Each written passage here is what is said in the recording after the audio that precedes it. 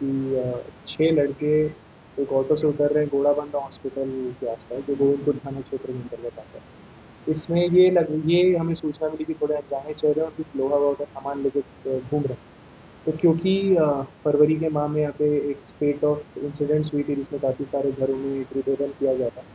तो इसके लिए हमने त्वरित कार्रवाई करते हुए वरीय पुलिस अधीक्षक महोदय ने डीएसपी सिटी के अंदर एक टीम बनाई, जिसमें इंस्पेक्टर फैज और अशोक जो हमारे गोविंदपुर थाना प्रभारी हैं, इनको हम लोग रखे थे। बाकी टीम में और भी मेंबर्स थे। इन्होंने घटनास्थल पे ये गए और इसमें जो 6 लोग थे उनको डिटेन किया गया। उनके पास से हमें लोहे का सामान मिला, जिसमें सबसे ऑफ कोर्स इम्पोर्टेंट है, एक देसी कट्टा मिला, जिसके साथ एक जिंदा गोली भी पॉकेट में मिली। उसके अलावा 3 लोहे का पिन बारी मिला, एक रेंच मिला, एक पेचकस मिला, एक टॉर्च मिला। फिर इनसे हमने काफ़ी कड़ाई से पूछताछ की और इनसे जब और हमने बात किया तो इन्होंने स्वीकार किया कि इन्होंने काफ़ी सारे घटनाओं को अंजाम दिया था, जो कि जमशेदपुर में और आदित्यपुर में जो गृहभेदन की घटनाएं हुई थी तो इन्होंने अंजाम दिया था। और जहाँ पे जब इनसे पूछा गया कि सामान को जो चोरी किया गया तो उसे कहाँ बेचा गया, तो इनके निशानदेही पे हम लोग एक जो हमारे ज्वेलर हैं, वो है अजय कुमार बर्मन। इनकी भी हमने अरेस्टिंग की मानगो से, और जो जितने भी सामान कुछ चोरी के सामान जो हम रिकवर करते हैं वो उनके मानगो के आवास से किया गया।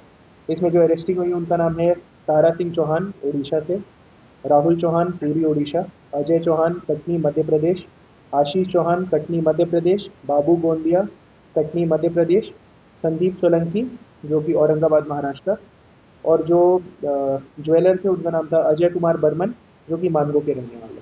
इसमें टोटल हमने जो जब्ती किए, जैसा आपको पता है, एक देसी कट्टा, जिंदा गोली, लोहे के सामान, और उसके अलावा 99 ग्राम्स हमने गोल्ड रिकवर किया है, जिसका मूल्य अप्रोक्सीमेटली 10 लाख रुपीज़ आता है।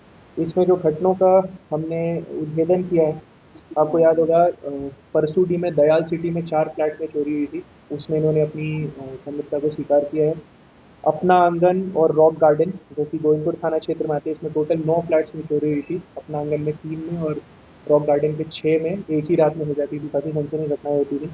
उसके अलावा आदित्यपुर में भी घटना हुई थी जो गृहभेदन की, उसका भी हमने डिटेक्शन इसमें किया है। कदमा में 3 फ्लैट्स में चोरी हुई थी और मानगो में 1 फ्लैट में चोरी हुई थी। इन सबका उद्भेदन जमशेदपुर पुलिस ने किया। इसका भी इसमें इसमें यही होगा कि क्योंकि हमारे पास एक समय सीमा रहती है जिसके अंदर हमें फॉरवर्ड करना पड़ता है, but because multiple cases are involve, तो इसमें हम लोग इनको रिमांड पे लेंगे, पूछताछ करेंगे।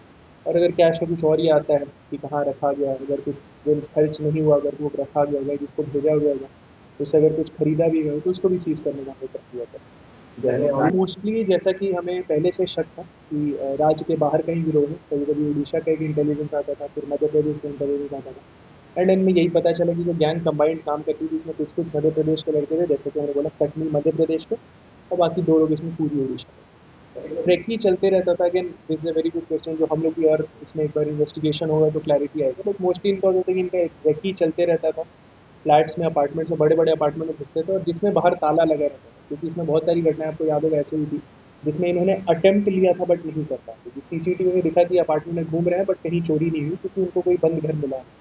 तो मोस्टली ट्रायल करते थे ये लोग, बट इसमें आपको रेकी वेकी अगर और कोई भी इसमें इन्वॉल्व होगा तो उसको भी हमें जानना। जैसा आपने सीसीटीवी में देखा होगा कि पीछे के दीवार से खाना है, उस टाइम इनफैक्ट हमने एक सिक्योरिटी ऑडिट भी यहाँ की जितने रेसिडेंशियल एरियाज उनका कराया गया, तो उसमें हमें काफ़ी सारे, इनफैक्ट उसमें ये भी दिखी थी कि दीवार बाउंड्री वॉल्स नहीं है। जैसे मुझे खुद याद है कि रॉक गार्डन हम खुद पीओ पे गया था डीएसपी के साथ, उसमें वहाँ पे बाउंड्री वॉल नहीं है, तो काफ़ी इन लोग के लिए भी ईजी हो जाता है। तो ऑफकोर्स रेकी इसमें इन्वॉल्व होगा, अगर होगा तो इसमें हम लोग फिर पूछताछ करेंगे। जैसा हमने बताया 7-8 घटनाएं, तो एक एक करके सब में रिमांड मिलेंगे, बेटर इन्वेस्टिगेशन होगा, बट क्योंकि समय की सीमा रहती है तो उनको पहुंच गया तो थोड़ा सा और अनुसंधान में आएगा। जो जमशेदपुर में एरिया थे और आदित्यपुर, क्योंकि इसमें आदित्यपुर पुलिस ने भी हमारा सहयोग किया था इस इन्वेस्टिगेशन में, तो फिर इसीलिए आदित्यपुर और जमशेदपुर का क्लैरिटी है। धीरे धीरे अगर बाकी जहाँ भी ऐसी घटनाएं होंगी उनसे भी समन्वय स्थापित करके हम इसको सुनिश्चित करेंगे। गैंग एक्चुअली काफ़ी वेल नोन गैंग है, तो हम सर्टेन की और सदस्य ऐसे होंगे जो देश भर में कहीं घूम रहे होंगे, बट अभी हमारे पास जो इंटेलिजेंस था जिसके बेसिस पर हमने एक्शन लिया, उन्हीं भी तक